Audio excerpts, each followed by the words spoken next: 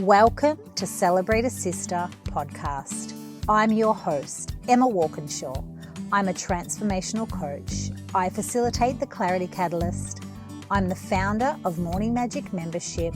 I also lead retreats here in Australia and internationally. I love all things self-mastery, mindset, and personal development. Here on this podcast, I bring you some pretty exceptional women. We talk all things creativity, business, love, life, and moving forward with self-awareness. I also come to you from time to time with a solo podcast with lots of life according to Emma moments where I share some tools and also some, hopefully, inspiration for you to take the next step. Thanks for being here. A big warm welcome to the amazing Emma Gilmour from Hope Rising Coaching. Like I just said to you, I could talk to you about 1,000 different topics, but I particularly love the work that you do with the whole 30-day alcohol experiment and all the work that you do. You have a wealth of knowledge. So, Emma, I'm going to hand over to you and say, tell us about yourself. What do you do in the world? Thank you, Emma. It's lovely to be here with you as always. I am a counsellor, psychotherapist, and alcohol coach. I work with women in midlife who are wanting to change their relationship with alcohol, however that might look. But particularly women who are really wanting to kind of find their essence and achieve their potential, and think that are getting a little knock on their intuition door saying maybe taking alcohol out of the equation for a while, or reducing the amount that I'm drinking, or even stopping drinking forever might be helpful for me in really seizing the power and creativity of this particular time of midlife. So those are my people. I am your people. You're my people. You are my people, Em. And your people. And I love, we've had quite a few conversations. I met you face to face back in last year in June at Uluru, and it was just such, a pleasure to meet you. And of course, we have a beautiful friendship from that great meeting, and you have definitely inspired me in so many ways, particularly around the stopping alcohol. I started this year, as you know, year saying I am going to have January dry, which then I went through February and then went through March, 3 months. And being perfectly honest, it had been many years since I had been alcohol free for that long.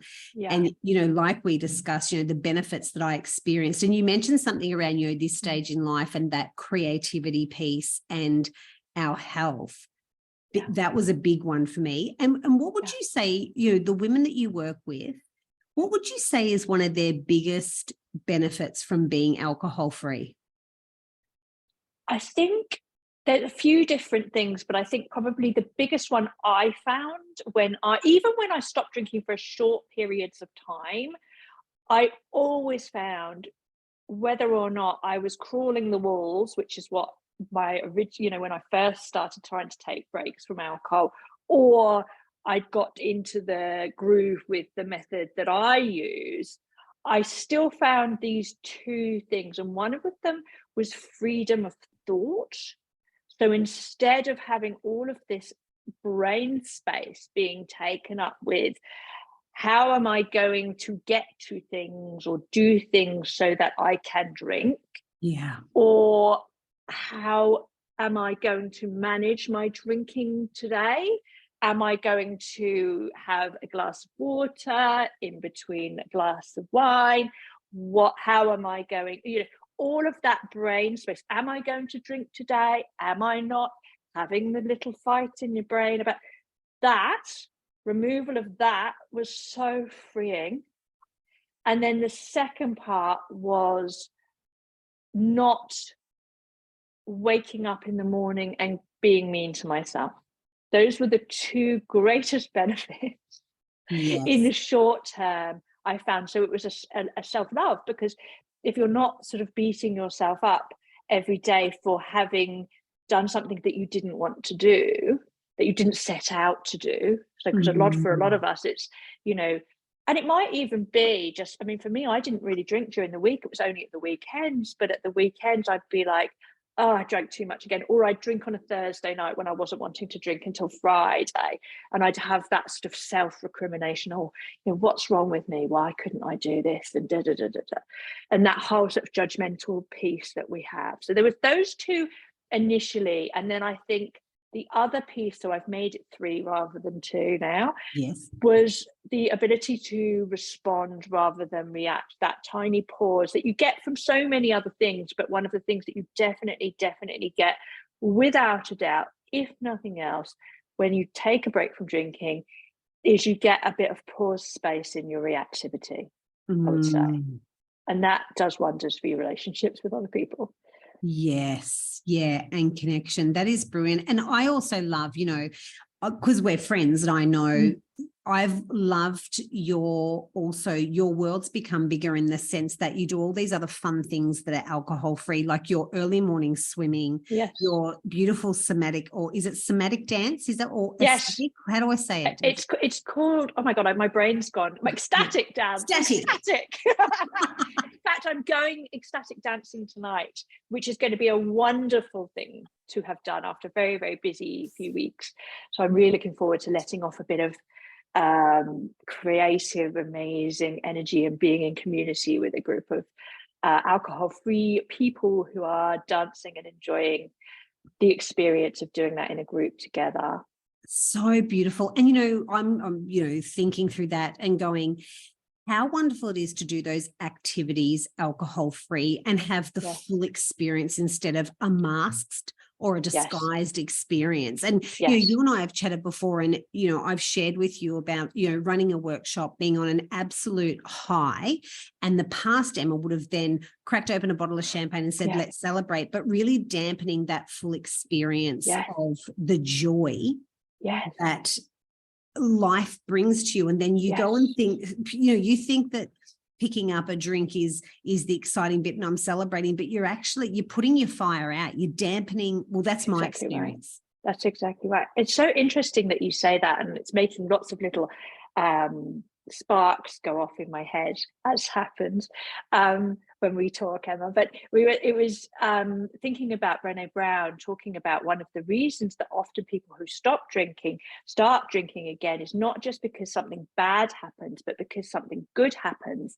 And often that experience of joy, and actually our bodies find, especially our sensitive folks, which most people who drink are, and generally a lot of the time we're trying to dampen, we don't realize it, but we're actually trying to dampen down some of our effervescence, because our effervescence is a lot. We have a lot of effervescence.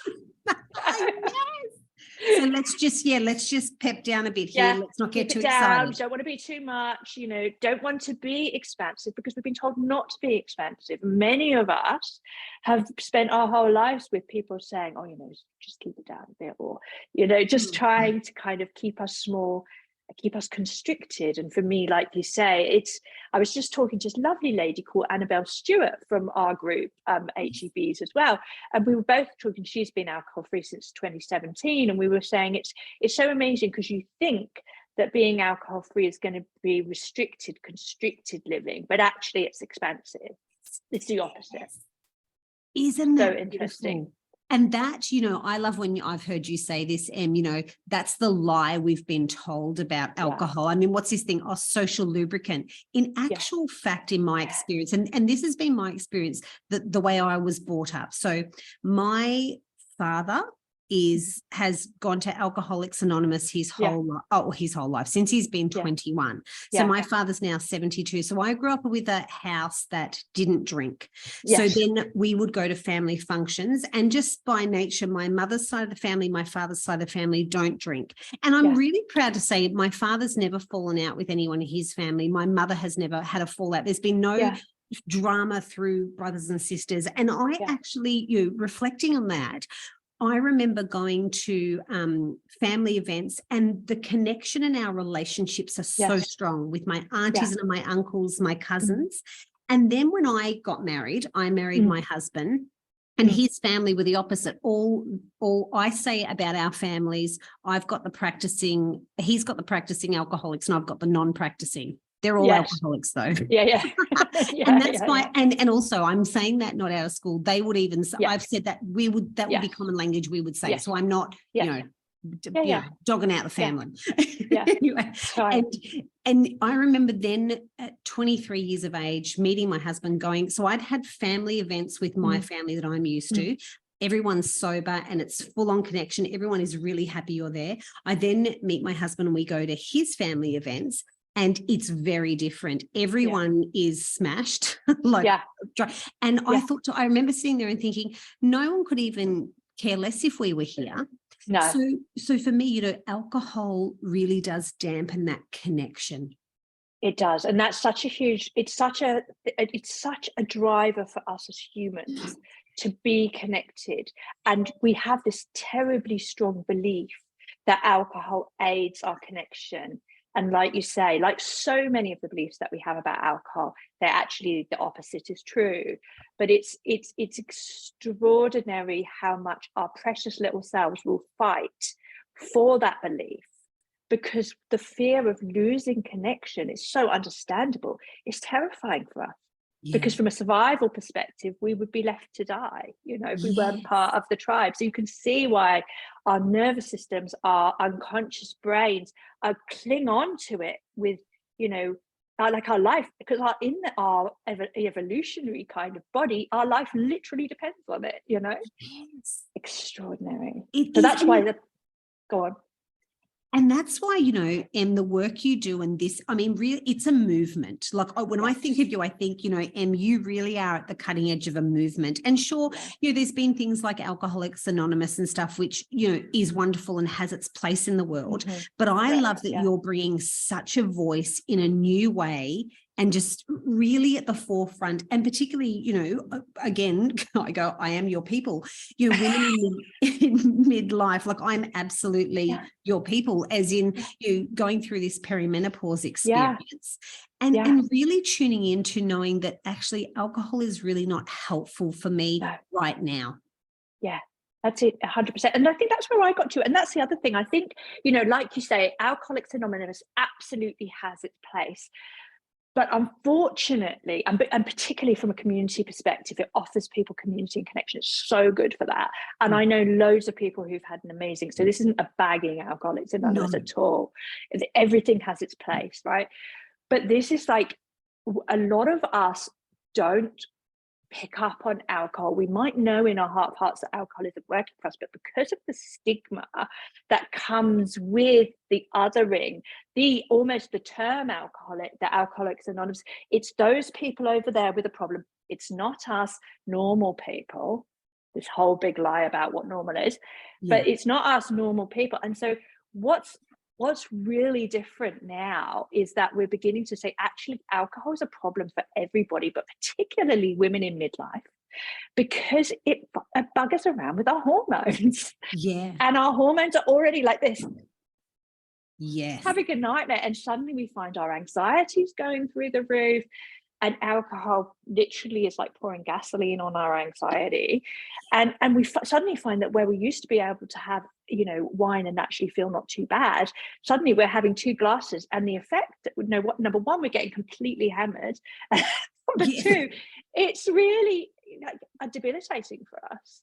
So there's a lot of people coming to this table, and it's not about, oh, I'm drinking in the morning. It's not about I can't stop drinking during the day.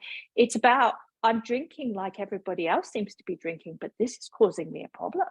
And I'm not feeling good about myself, and I'm feeling out of integrity with myself. And I don't feel like there's something inside of me that's saying I'm not connecting with everything that I have to experience and to give in this world. When I'm dumbing myself down, I'm numbing myself with booze. And that was my experience. 100%. like I say, I quite happily not drink during the week. When I say happily, I'm lying slightly, but mainly I'd not drink during the week. I'd eat healthy. I was running. But at the weekends, I'd really binge drink. And a lot of my friendships and a lot of my social activities were all around drinking. And I really thought that drinking was part of life, because that's what I'd been brought up with. My family drank, and they would never have considered themselves to be problem drinkers at all. And again, it's that sort of terminology, isn't it, of problem drinkers. It's like we're automatically, oh, there's something wrong with you. It's like, no, it's not true. Alcohol's an addictive substance, and the way it works with our chemistry is the more we drink of it, the more we want to drink of it, because of the way that dopamine works in our body. And so that's the other thing. It's like the stigmatization keeps us all from wanting to seek help, because we think, oh, well, gosh, we can't be like those people over there with a problem. Yes. We can't admit to that. Whereas most normal people, if they drink more than a certain amount, they're going to want to drink more. And if you drink 2 glasses, you're going to want to have 3. Yes. It's just chemistry, not a moral judgment on you as a person. No. And I think, I love what you say, and I think it's a great way, because, it is strong use of words, saying the word alcoholic. And by definition, no one can ever actually, kind of put that label on someone. It's one of the steps in Alcoholics Anonymous is that I have to admit that I'm powerless over alcohol. It comes back to you. But I think it's when we start to get really honest about our relationship with alcohol, and why are we using it? When are we using it? And what is it really about? And I love how you say, and I'm taking your words here, Em, it's not really about the alcohol. It's like what's underneath that. Yeah. It's never about the alcohol. Never about the alcohol. And a lot of the reason why people drink is they're very good reasons, right? We drink for very good reasons. We drink because life is hard. We drink because we're overwhelmed. We drink because we've got too much on our plate. We drink because we're trying to push through with this idea of life that we're set as a standard that's really hard. We drink because we're neurodivergent. We drink for so many reasons. We drink because the life that we're living actually doesn't fulfill our expectations, and we're disappointed. We drink because the way that our children speak to us make us sad inside. We drink because the way our husband speaks to us makes us feel sad. There's 1,000,001 reasons why people drink, and most of it is nothing to do with alcohol. Yes, and that's the truth. It's the truth, isn't it? And when you can actually just sit with that and kind of because I'm thinking myself, and just admit that. Yeah. That's very freeing. Yeah. It's very freeing. Now, Em, I remember this statistic, and I know I've asked you about it before, because like you say, it's not about the alcohol, it's never about the alcohol. And, for some people to say, because often when people will speak to my father, people are just blown away that he is actually not drank for 45. Like they just can't even fathom that. Yeah. And even Dad was just telling me the other day, we were talking about, and Dad was telling about the other day about how people in his earlier life, how people actually couldn't handle that and would try and spike his drink. Oh my God, it doesn't surprise me, but my God, that's insane, isn't it? Yeah. And he said, even, his cousin once, he said, well-meaning cousin was like, oh, come on, and then said, I'll get you a drink, wherever they were at a, social outing, and brought back, and Dad said, he won't take something. He said, what if he could smell it, and said, what the hell? And they said, oh, come on, loosen up. But even so much so, because often people around you are really actually uncomfortable with it. Yes. And I was talking to Dad about that, and he said, he said, you've just got to kind of, get over it and know that I'm pretty sure in who I am, but it's other people that don't cope. Yes. And I think it's getting better. Imagine, your dad must have been so brave to do that when he did that, 40 years ago, right? That's crazy. That's back when everybody drank so much and would never even have considered, not drinking would have been a very different thing, wouldn't it? He must have been extremely brave.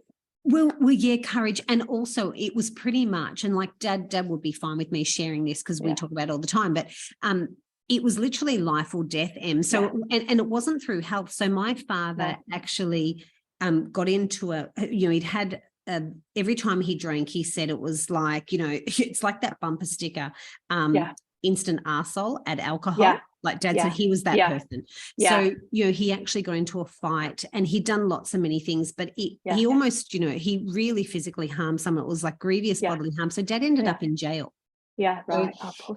So that was the catalyst. But he said what happened in jail, though, was part of his rehabilitation was to actually go to an AA meeting. So Dad said he, at the ripe old age of 22 or whatever he is, he said my motivation to go to AA was because he said I could get cigarettes there. So he said if I went to AA, I'd get cigarettes.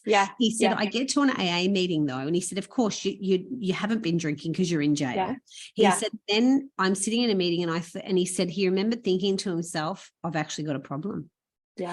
And then, his story was, well, my mother was on the outside with my brother. He'd already had a child. My mum and Dad are still together. And Dad said he had he always says like a little bit of it was a God job, because he believes in something, great himself, saying, well, this is actually life and death. I can actually get out of jail and drink, but I'm actually going to die because I cannot have one.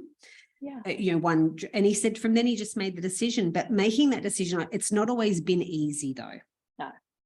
No. Which I think, I mean, God, what an amazing story. Isn't that? And just goes to show as well, I mean, that's the thing. I genuinely don't think, for me, alcohol doesn't bring out it doesn't really have any benefits, and doesn't bring out anything beneficial to me in other people. But that's coming from a place now where I'm on the other side. And so I think, I think it's very difficult to imagine that before you're there, if that makes sense, because it feels like it's the duct tape that keeps everything together. It really does.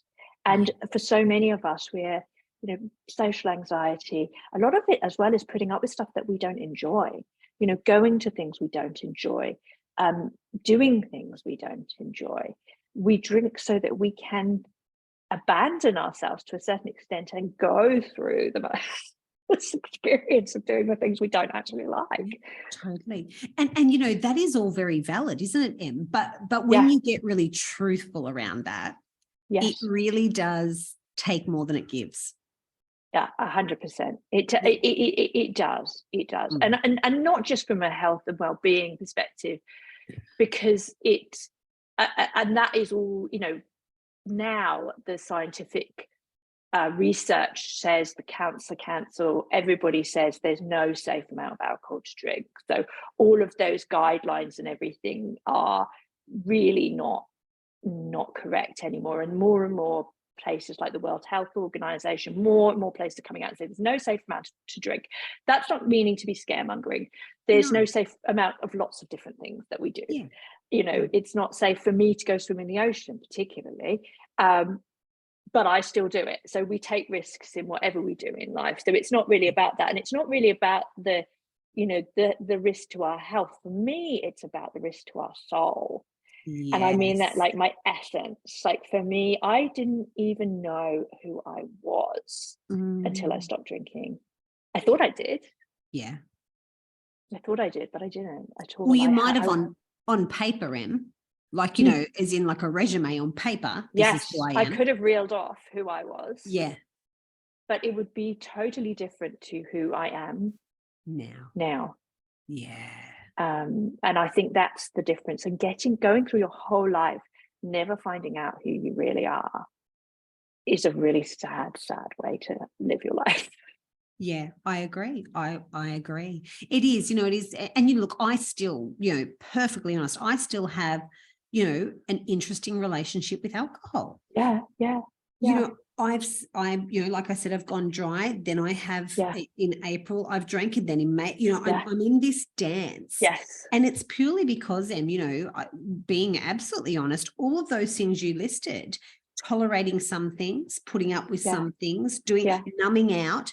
Absolutely. Without a doubt. And it's just, there's just a little bit more spacious around it now, and I can actually admit it. And not 100%. And not bullshit myself or bullshit others. And like you say, like you might still be doing a little bit of a dance with alcohol. I'm still doing a dance with lots of other things. You know what I mean? It's not, life is a dance, and we focus on the things we want to focus on at different times because that's what feels like the right next step for us. Yeah. For me, alcohol was the right next step for me, but there's still so many other things in my life that I need to work through. I need to understand. I wish I had a better grip on, and that I'm working on, and, we're all individuals and we all have our own priorities. But for me, I think more than anything that's transformed my relationship with myself, and for me being able to be there for my kids, Yes.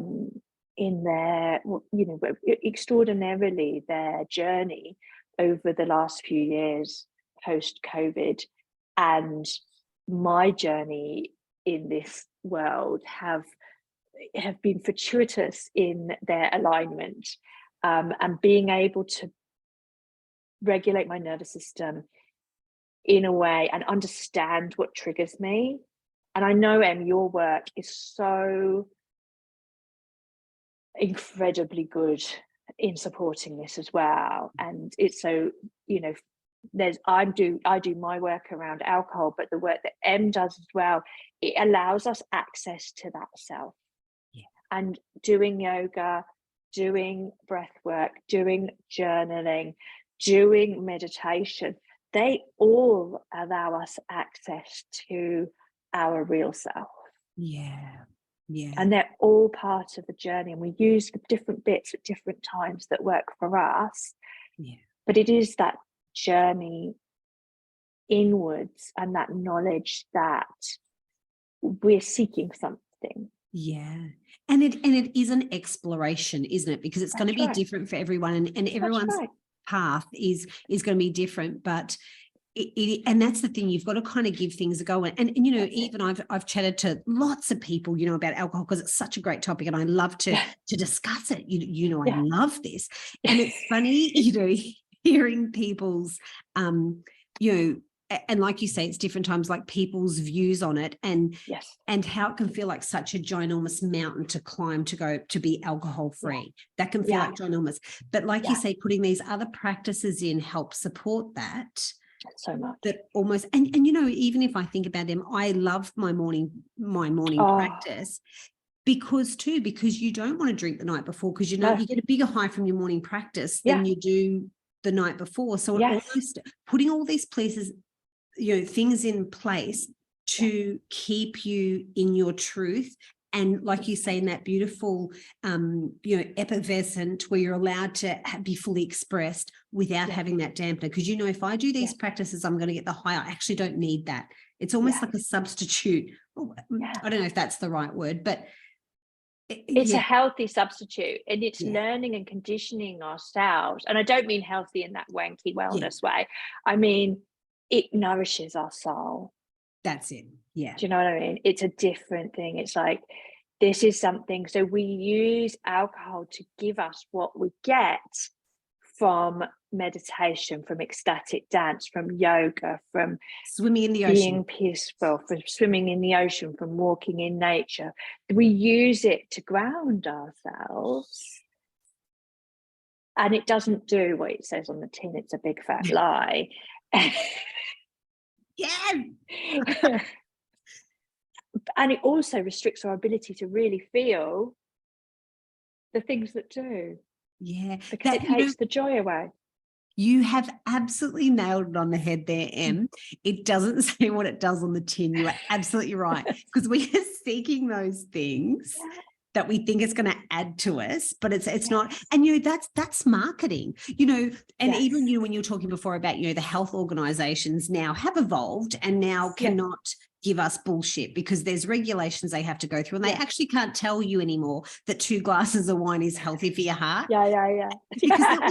Because what a great marketing ploy from a red wine company. Exactly. Money. And now they're not allowed to tell us that anymore, thankfully. No, but it's amazing the amount of research that's funded by dubious sources.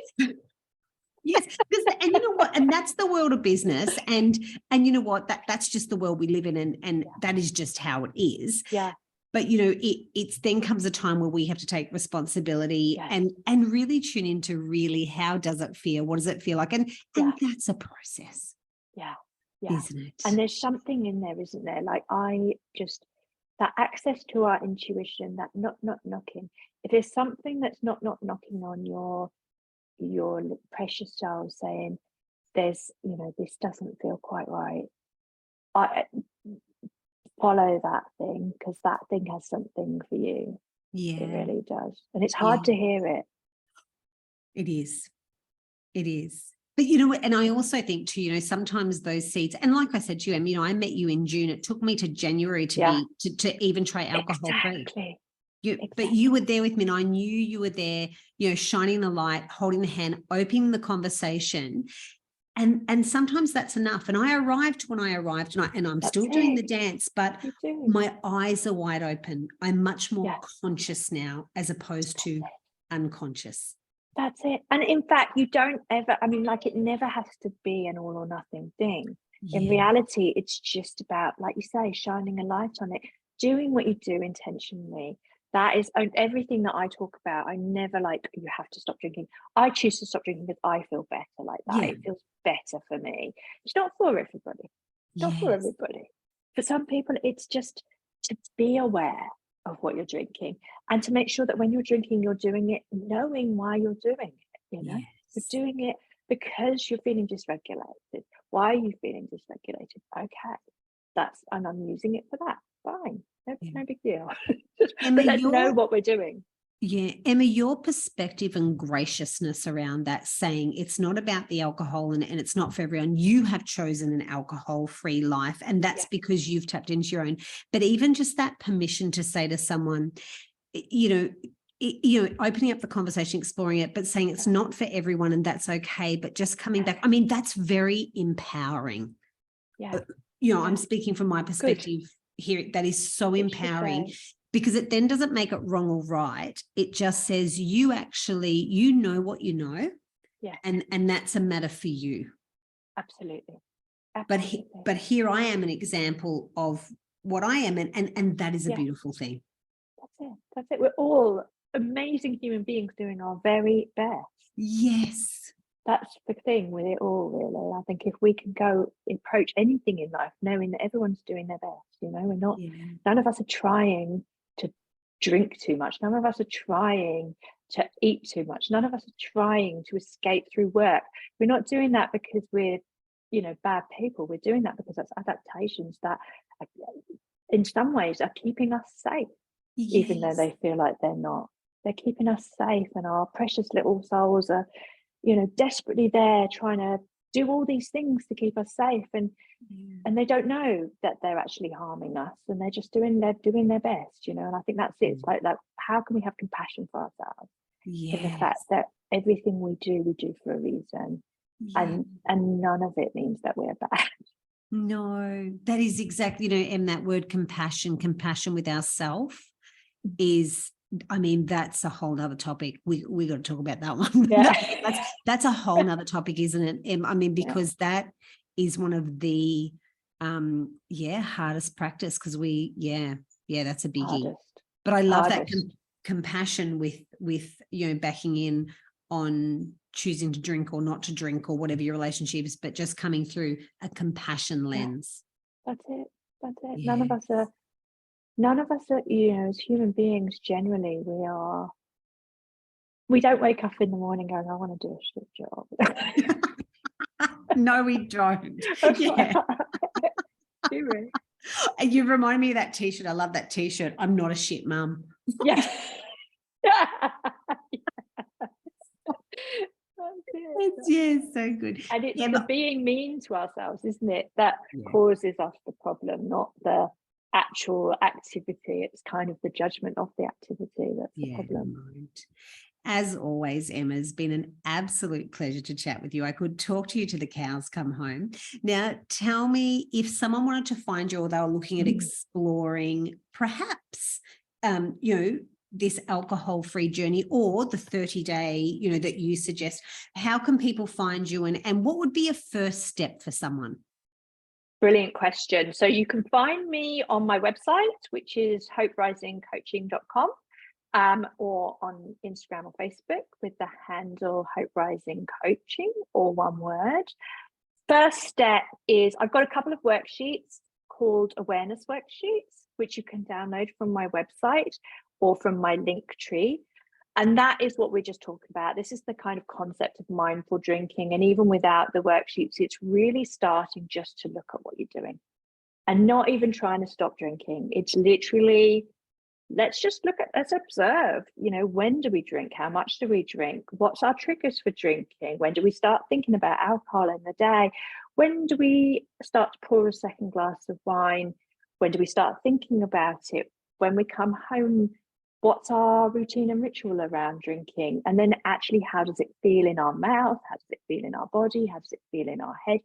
And just, every so often, just take an inventory of that. How does it feel overnight? How many times do we get up to go to the loo? How many times do we wake up in the night? What does it feel like in the morning? Just shining that awareness without judgment, just gathering data.